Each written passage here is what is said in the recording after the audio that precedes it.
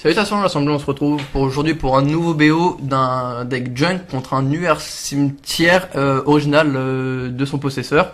Et je suis en compagnie de Gigi. Salut tout le monde, ouais c'est un deck assez original de ce que tu m'as dit. Donc c'est une petite première pour la chaîne, juste je fais une petite aparté, c'est que ce sont des games de joueurs qui ne sont pas de la team. Ni moi, ni Gigi, ni Atoms, ni Dave, ni qui que ce soit, c'est deux joueurs qu'on a demandé de filmer.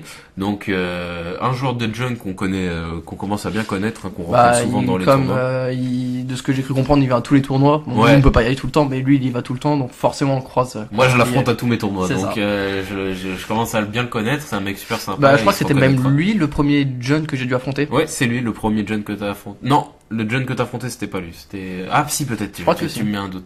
Bon, en tout cas, il se reconnaîtra. Big up à toi. Et puis c'est parti. Donc en face, il joue un UR cimetière assez original content. De ce Après, quand on dit cimetière, c'est pas vraiment cimetière parce que en fait, il base sur le cimetière, mais il joue pas avec les cartes du cimetière. Oui, c'est bizarre. Il joue avec du delve, etc. C'est ça. À savoir en tout cas que le niveau du joueur de Junk est très élevé, hein, et c'est un très bon joueur. Il écume pas mal, donc il maîtrise un peu. Il lui fait j'allais dire une Souxise, non, c'est une Inquisition de Kozilek, pour voir un peu contre quoi il joue. Donc il y a de l'écurage de pensée, de l'Echoing Through, une petite bolt. Ok, donc c'est vraiment un UR, c'est pas un UR Storm du tout. C'est ce qu'il aurait peut faire autre chose que Storm avec un UR. C'est incroyable, mais c'est ce que le joueur de Junk aurait pu se dire en voyant la Steam Vent. Ouais, clairement. Que c'était peut-être un UR Storm contre quoi il allait jouer, mais pas du tout. Donc il fait un écurage de pensée sur lui, donc pour alimenter je suppose son cimetière. Tout à fait. Et en même temps draw après, une carte. Donc ce qui est bien avec le écurage de pensée, c'est que c'est une carte qui n'est pas une carte en soi. Comment ça ? Ah oui, elle se remplace. Elle s'est remplacée, c'est un peu comme si tu joues à 56 cartes, quoi. C'est ça. Et il fait Vision of Beyond, oh là là, c'est... Donc d'où le principe d'avoir un cimetière plutôt bien garni. Hein. Ok. Il joue avec Bedlaw, là. Bedlam Retriever, je crois. Ah, je me rappelle plus du tout comment. Mais je sais que c'est Bedlam. Bedlam Revealer. Bedlam Revealer, voilà. Qui est une carte qui est hyper à la mode en ce moment dans le format moderne. Donc on va voir comment il va la faire fonctionner. Juste rapidement, c'est une carte qui coûte 6 et de montagne et 1 de moins pour chaque carte d'éphémère de rituel dans le cimetière. C'est ça. Donc d'où le fait de s'auto-écurage de pensée. De s'auto-mêler. Donc je pense que le deck est entièrement basé sur le cimetière. Donc il va faire en sorte à fond de l'alimenter pour faire fonctionner les multiples... il est déjà pas mal garni en plus. Hein. Parce qu'en plus, du coup, le genre de junk par son acquisition l'a alimenté. C'est ça. De manière indirecte. Hein. Après, je sais pas comment il va quand même lutter contre la pression que un junk peut quand même faire, parce que ça se joue quand même avec des Siege Rhino, des Tarmo et des Lingering Souls, hein, donc c'est pas les choses les plus agressives de l'univers. Pas là, de ce qu'on voit, il a pas l'air d'être bien niveau agressivité, il a l'air d'avoir il a beaucoup de cartes mortes en tout cas. Il a l'air d'avoir plutôt une main assez ralentie. Bah en fait, il a énormément de, comme junk joue des Fatal Push, c'est un deck, ce qu'on appelle un deck attrition. C'est-à-dire un deck qui est basé sur la conquête du terrain en fait. C'est-à-dire je pose un ou une ou deux bêtes et je gère les tiennes. Et bah du coup comme il est énormément basé là-dessus, il a énormément de cartes pour la gérer. Là je vois il a des Fatal Push, des Abrupt Decay, des Maelstrom Pulse. C'est que des cartes mortes contre lui. Pour le coup, même s'il va jouer donc les Bedlam à un moment, c'est que ils ont un système tellement élevé que du coup les cartes que tu citais avant, il y a que peut pas être ciblé quoi. Il y a que Maelstrom Pulse. Voilà, et Maelstrom Pulse c'est des cartes qui sont jouées une ou deux fois dans les decks junk. Alors là, il se fait Echoing Truth là. Alors je sais pas si c'est bien joué. Il se fait Echoing Truth la Lingering Souls tout de suite. Est-ce que c'est bien joué d'après toi? Parce que moi j'aurais... s'il a pas de contre, c'est le mais pourquoi j'aurais peut-être attendu le flashback de Lingering Souls, parce que là du coup voilà il refait 2 tokens. Après ce qui est bien c'est que là il a enlevé les 2 sources de mana, parce que le joueur de junk aurait pu tout simplement attaquer avec les 2 et sans jamais faire le flashback. De toute façon hop. Il a une deuxième Lingering. Une deuxième Echoing Truth. Après voilà, ça fait 2 cartes pour 1, il est quand même mieux dans l'histoire junk. C'est pas faux. Je pense que ça aurait été mieux de garder le deuxième vérité. En plus de ça, comme vérité et résonance, ça aurait été c'est un éphémère. Il aurait pu clairement lui, le joueur de junk, pendant son tour faire le flashback du Lingering, avoir les 4 tokens, attaquer et boum, vérité résonante. Clairement. Non, clairement là, c'est malgré tout, il est bien. Après, de ce que je vois de la main du joueur de junk, c'est un mal pour un bien pour UR, puisqu'au final, il a perdu 2 cartes, mais il y a rien d'autre dans la main. Il a rien d'autre dans la main là. C'est que des anti-bêtes et des landes de ce que je vois. Donc il est clairement bien dans la game là, l'UR. Il commence à alimenter son cimetière, à poser les terrains. Bientôt, il va peut-être pouvoir jouer son révéleur d'ailleurs. Bah, le révéleur, il va coûter un bout d'un moment, il va coûter que 2 montagnes et. Bah déjà là, je pense qu'il peut le jouer. Je pense qu'il y a déjà pas mal de trucs. C'est un pour. Un de moins pour chaque sort d'éphémère et de rituel. Différent ou juste carte. Ok, rituel. Donc là, je pense qu'il peut le jouer déjà. Donc juste avec 6. Après là, le jouer, il est quand même pas à l'abri de se manger un anti-bête quelconque. Alors il fait ça pourquoi pour piocher, pour piocher. Tu peux piocher normalement. Ouais, et du coup par contre il a un manland le junk, donc il a une source d'agression, c'est le manland Selenia, c'est une 3-2 de mémoire, une 3-4 ou une 3-2, j'ai un doute. Il me semble que c'est une 3-2. Et il joue Bedlam Révéleur exactement pour 2. Donc là il est hors de portée de Fatal Push, il est hors de portée d'Abrupt Decay. Il a la prouesse ce truc. Et en plus de ça, ça fait piocher. Sur champ de bataille, défaussez-vous de votre main puis piochez 3 cartes. Donc ça c'est en plus pas mal avec son en fait, ça lui permet. En fait, il jette sa main, donc des potentiels éphémères rituels. Grave, ouais. Et en plus de ça, ça peut faire piocher d'autres cartes, sachant que alimenter la prouesse. Et alimenter la prouesse. Ouais, c'est pas mal. C'est une 3-4 de base. Pour 2 montagnes, je pense en général. C'est improbable quand même. Non, je crois qu'il y a des mardus, je crois si je me trompe pas dans la couleur. Je crois qu'il y a des mardus qui jouent le fêtard. Probablement, mais je veux dire c'est improbable de jouer des cartes comme ça en moderne. Et justement, c'est ce qui rend le format intéressant, c'est que des fois t'as des cartes un peu étonnantes. Voilà, bah de toute façon c'est le seul anti-bet valable sur. C'était le seul anti-bet valable qu'il avait sur Bedlam Révéleur, parce que les autres ne le touchent pas. Ouais, bien sûr. Donc pour l'instant il est ok. Il va lui faire un écurage de pensée, je suppose. Il s'écurage de pensée. Ouais, il rejette un Bedlam, ça c'est dommage. Ça c'est un peu triste. C'est un peu triste. C'était, je pense que c'est son kill. Il y a des fuites de mana, des Echoing Truth, des écurages de pensée, des bolts et tout. Ouais, ok. Alors là, je suis curieux de savoir comment il va gagner, parce que s'il le touche pas ses Bedlam. Après, Junk sans Maelstrom Pulse, il a rien pour gérer. Hein. Ça, et du coup en face c'est des 3-4 boostables. Exactement. Ça prend cryptique, donc c'est le même effet, c'est la même chose, sauf qu'il a pas l'effet de piocher et ni la prouesse. La prouesse, mais c'est quand même une 6-5 pour 2 îles potentielles. Hein. Oh la vache, ouais. Alors là par contre là ça va être un problème pour Junk, parce qu'il a pas, je crois pas qu'il ait d'autres Maelstrom Pulse. Et là, niveau créature c'est compliqué. Niveau créature c'est compliqué, de toute façon, même s'il avait des créatures, quelles que soient les créatures qu'il ait. Ah par contre je crois qu'il a chopé un limon, et le limon il a une possibilité de devenir gros. Pas sous exil, exact, oui. On a oublié parce qu'il joue blanc. Gros idiot, il joue des passes sous exil, c'est vrai. Après, encore une fois, admettons qu'il joue 4 fois les 2 créatures. Ouais. Ça fait 3 anti-bêtes pour 6. Pour 8. Ouais. Ça fait quand même très peu. Hein. Clairement. Après, là, il a posé Limon Nécrophage. Ouais, là, ça permet de récupérer en point de vie et d'avoir une créature. À tous les niveaux, c'est qu'il va grossir aussi. Il faut qu'il grossisse rapidement parce que l'adversaire joue des bolts. Et s'il perd son Limon Nécrophage, ça va être compliqué. Après, ça va, Limon Nécrophage, c'est quand même une 2-2 de base, donc là, on voit qu'il a 2 Ouais, mais il faut le mettre en dehors des foudres. Il faut qu'il soit. Ouais, après, là, c'est déjà une 3-3. Ouais, c'est déjà une 3-3. Après, il a de quoi manger le cimetière, hein, quand on voit un peu le. C'est ce que je disais, c'est qu'avec l'alimentation qu'il y a eu des Bedlam, rien que les Bedlam, là il va piocher 3 cartes. Non, parce que là il va pouvoir en réaction piocher de 3 cartes. Il va retirer des cartes avec le. Ouais, mais attends, le limon il peut virer des cartes d'éphémères. Il peut tout virer. Il grille tout. Le limon il grille tout. Je suis pas sûr. Il grille tout de tous les cimetières. T'es sûr? Ouais. Et pareil pour le beyond, c'est n'importe quel, c'est 20 cartes. Ouais, je sais, mais c'était le limon où je suis pas sûr. Non, je crois que c'est vraiment que les créatures. Il a viré que le Bedlam. Non, je crois qu'il a viré une bolt.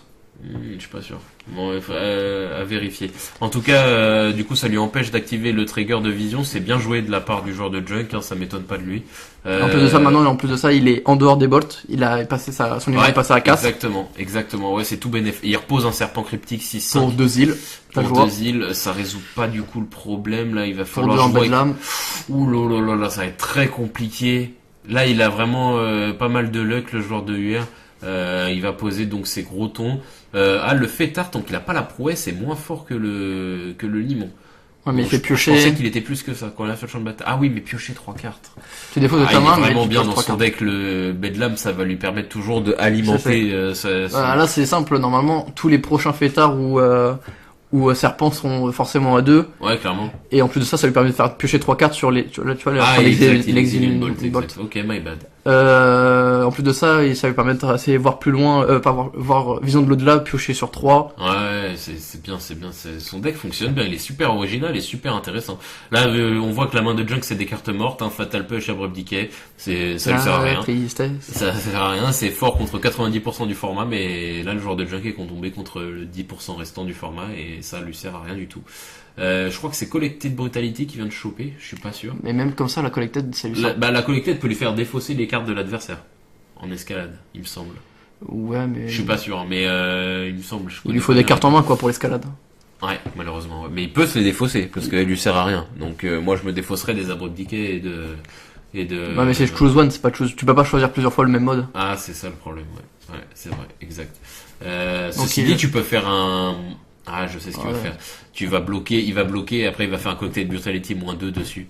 -2. Ouais, mais il faut voir. Parce que c'est une 3-2, ouais, c'est une 3-2, mais le Fétard peut se booster d'un côté. Ouais, c'est vrai. Ouais, c'est vrai. Ok, bah du coup il va trade... Option.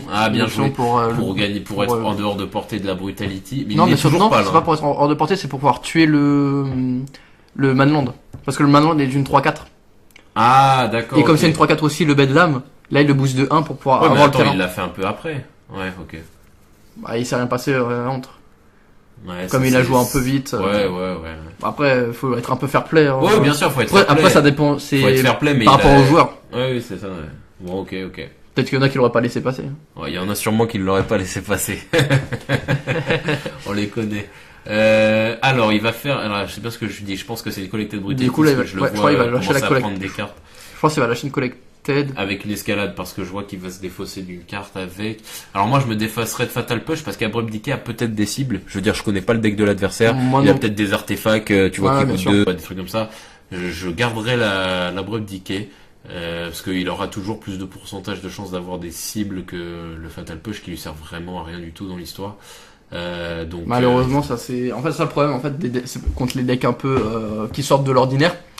C'est que t'es pas prêt à ça. Ils vont rater tout, genre tout ce qui est Fatal Push, tout ça, bah toi tu vas être comme ça en mode. Ouais, c'est ça, c'est aussi les limites, mais après c'est ça le débat aussi, c'est ok, Fatal Push ça sert à rien sur 5% du méta qui est le trash deck, les trash decks, ce qui est pas le cas de ce deck, c'est un deck qui commence à être joué, le UR Sim là, je dis pas que c'est un trash deck, attention, mais tous les trash decks, tu vois, tu sais pas les gérer, tous les randoms, tu vois. C'est ça, je pense ça peut impacter genre sur les decks modernes. Ouais, mais par contre tu vas pas jouer une Go for the Throws pour être ultra générique, mais être mauvais contre les vrais decks du format et qui correspondent à 60, enfin vraiment à un énorme pourcentage du méta quoi, enfin d'une composition d'une salle. Il a réussi à Spell Snare en plus de ça, il allait chercher un terrain pour Spell Snare la Brutality. Spell Snare, alors là il joue bien quand même le UR en face, il a des bonnes réactions face à Junk. Junk là qui est quand même pas trop mal mais pas bien non plus, c'est-à-dire qu'il a quand même pas mal de points de vie à gagner avec son... Ouais, mais là il lui reste quoi, peut-être une forêt potentielle s'il a pas déjà chargé toutes les forêts de son deck avec son fetch. Ouais, clairement, ouais. Et là, il va faire... Qu'est-ce qu'il est en train de faire? Il est en train de d'élever? Non, il regarde les nombres de cartes qu'il a dans le cimetière. Je sais pas, parce qu'il a retiré Écurage de pensée du cimetière. Non, c'est parce qu'il compte, je pense, il réfléchit sur qui le lancer. Ah, d'accord, ok. Ok, ça marche. Il descend une Manalik et il pioche une carte, ok. Enfin, une Manalik et autre chose, j'ai pas vu. Et en tout cas, ça devrait être plutôt compliqué pour Junk. Je vois pas comment il sort d'une situation comme ça, en fait. Je pense qu'en fait, comme il joue des créatures un peu trop grosses en face. Ouais, c'est ça, là il a un vrai problème. Que même qu'il sorte un Tarmo ou même si Rhino qui est sa plus grosse bête. Bah, ils sont pas assez grosses par rapport au serpent, en fait. Et je pense que c'est surtout le serpent, je pense, qui est gênant parce que c'est quand même une 6-5. Ouais, et puis tous ces anti-bêtes lui servent à rien. C'est ça. Là, j'ai l'impression que le joueur de Junk est en train plutôt de regarder les cartes. Histoire de savoir contre quoi il joue pour la game 2. Parce que là, je vois qu'il sacrifie son... Parce que même niveau side, je pense pas qu'on... Non, je pense vraiment même en side, je pense que tu t'es pas préparé un tel deck. Grave. Je pense que c'est ça qui est un peu la force des decks trash, comme les trash decks, comme tu les appelais. Ouais, c'est pas un trash deck, ça. Non, mais ce que dire les decks qui sortent du format. Ah, Tarmo, c'est une excellente pioche pour ça. Ah. Il fait Vision of Beyond, ok. Il essaie de choper peut-être quelque chose pour s'en occuper. Ouais, parce que Tarmo, là, c'est une excellente carte, là. Ça va être une énorme carte. Ouais, Manalik. Manalik. Il pioche 3. Il paye 3, donc c'est bon. Oui, clairement. Ok. toute façon, je pensais pas s'il avait besoin de payer quelque chose d'autre, hein, il a aucun ouais, sort utile, clairement. Mais même comme ça, là, le Tarmo, ça va être quoi? C'est la 4-5 maximum? Non, ça monte à 6-5, hein, ouais, mais y a pas, je pense pas qu'il peut, 5-6, hein, même plus haut, je pense, mais. Ouais, peut-être, ouais, j'ai pas tout si tu comptes tous les types, types, ça peut. Plains, machin, mais là, y a pas de Plains. Mais je pense pas que dans le deck, deuxième serpent. Oh, un deuxième Bedlam, le mec, il est. Oh la vache. Il est vraiment bien. Et j'ai pas compris ce qu'il a fait là, il a jeté une manalique. Bah non, mais il jette sa main. Bedlam, il doit jeter sa main après piocher 3 cartes. Il te bolte avant en réponse. Du coup, ça booste les deux Bedlam, même si on a pas besoin. Il est super original ce deck, il est super intéressant. Et il attaque avec le Bedlam boosté plus le serpent cryptique. Ah, il a perdu Junk. Hein. Il a perdu. Ouais. Là, Bah, le problème, c'est, en fait, le problème, c'est d'avoir plein d'anti-bêtes, mais de pas pouvoir les jouer. Parce que, en fait, ce qui est fort dans le format, c'est que les anti-bêtes qui sont joués gèrent toutes les bêtes que tu es censé croiser. C'est ça, Fatal Push, en fait, c'est censé gérer 90% du méta, quoi. Bah, c'est pour ça que la carte est jouée, tu vas gérer avec même Fatal Push de base, hein, je veux dire pour deux, tu gères tout Affinity, tu gères tous les Manadors type noble hiérarque, etc. Plus ou moins tout ce qui est humain. Voilà, tu gères tout humain, et dès que tu le montes à 4, tu gères vraiment 99% du format. Et là, tu te rends compte, tu tombes contre un deck qui joue la différence. Ceci dit, Junk joue aussi contre Tron. Tron, ça joue aussi des bêtes qui coûtent 1000, hein. Oui, c'est sûr. Donc, c'est aussi peut-être la faiblesse de Junk, au final, et des decks qui jouent. C'est que Junk perd contre Tron. Voilà, peut-être c'est un deck qui est trop orienté, Fatal Push, orienté. Mais après, comme tu le disais avant, tu vas pas te mettre à jouer des... Non, mais peut-être des anti-bêtes un peu plus génériques, comme, après, il en a un, Maelstrom, Pulse. Ouais. Et au final, je comprends un peu aussi le fait d'en avoir qu'un ou deux dans le deck, au final, c'est parce que Tron n'en jouera pas des masses, des bêtes, il va en jouer une ou deux, et ça te permettra de... Et au pire, celle qui joue, il en joue deux, et du coup, le Maelstrom Pulse, il va sweep toutes les mêmes créatures. Même au-delà de ça, avec l'Injuring Soul, c'est un bon match-up, tu vas le tuer avant. Ouais, voilà. Ou même tu défausses les créas et tout. Ouais, clairement. Ok, bah c'est comme ça que se finit la game, hein. Du coup, 1-0 pour UR Cimetière, très original le deck, très sympa à regarder. Franchement, c'est ce qui fait, comme j'ai dit tout à l'heure, un peu la beauté du format, c'est que des fois t'as des trucs qui spawnent comme ça, comme Scred ou des trucs comme ça. Il y avait un Scred dans la salle. Il y avait un Scred dans Il y avait un Scred dans la salle. Je sais pas comment ça gagne, mais ça gagne. Ça peut gagner. En tout cas, c'est hyper intéressant et c'est cool de voir ça un peu dans le format. Moi qui pensais que le format des fois était un peu trop figé sur les mêmes archétypes, voilà, c'est ça. Pardon. Donc voilà, 1-0 pour UR, on va voir ce que la game 2 va donner. Et oui. Donc voilà, on se dit à la semaine prochaine. Assemblée, est-ce que tu as quelque chose d'autre à rajouter? Toujours. Vous pouvez donc liker la vidéo, dire quoi que ce soit vous avez à dire par rapport à la partie. La game, nous suivre sur Facebook et vous abonner à la chaîne YouTube et partager notre contenu à tout fan de MTG. Voilà, sur ce, on se dit à la semaine prochaine, l'Assemblée. Salut tout le monde. Salut tout le monde.